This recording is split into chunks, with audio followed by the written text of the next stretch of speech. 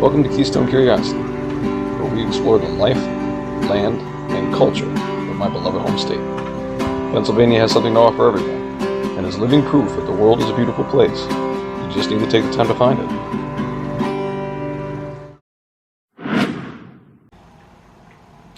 Morning, I'm KC. This is Keystone Curiosity. In case you can't pay attention to the intro, it's where we talk about all things unique to the state of Pennsylvania.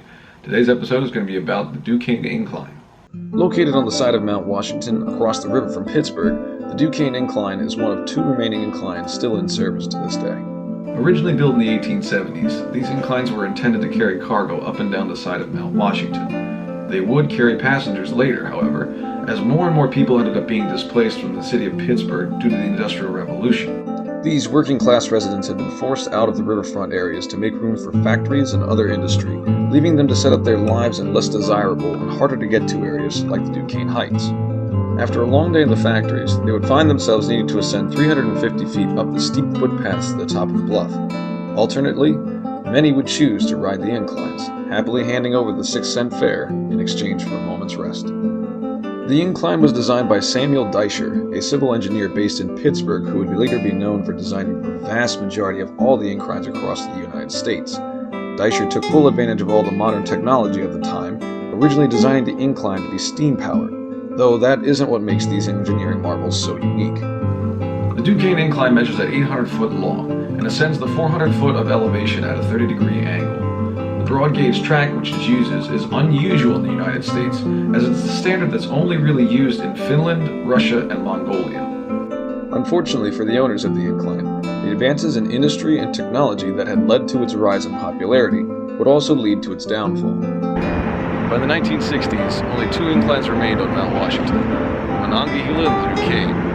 With the need for major repairs and the lack of customers due to the increasing popularity of the automobile, the Duquesne was closed in 1964. But that is not the end of the Duquesne Incline, just the end of its private ownership. The local residents of the Duquesne Heights launched a fundraiser to restore the incline. Its success would see the birth of the Society for the Preservation of the Duquesne Heights Incline, a non-profit organization dedicated to exactly what its name suggests. The organization raised money and conducted the repairs needed to see the incline in operation again.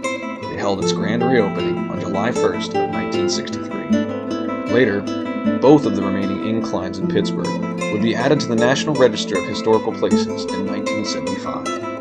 Over the years, the cost of fares would be enough to see the consistent maintenance and operation of the incline, as well as its addition of an observation deck at the top, which provides a view over the city that has become so iconic it's made appearances in pop culture, including the introductions to certain YouTube channels.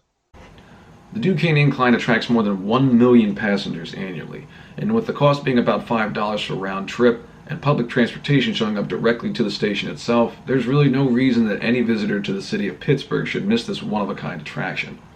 That's going to wrap it up for today's episode. Thank you guys so much for watching. As for the usual, if you have any suggestions on where I should go next, feel free to leave them in the comments below. In the meantime, hit that like and subscribe so that you can receive notifications about anything else in the area around the city of Pittsburgh, as well as all across the state of Pennsylvania itself. In the meantime, y'all have a good one.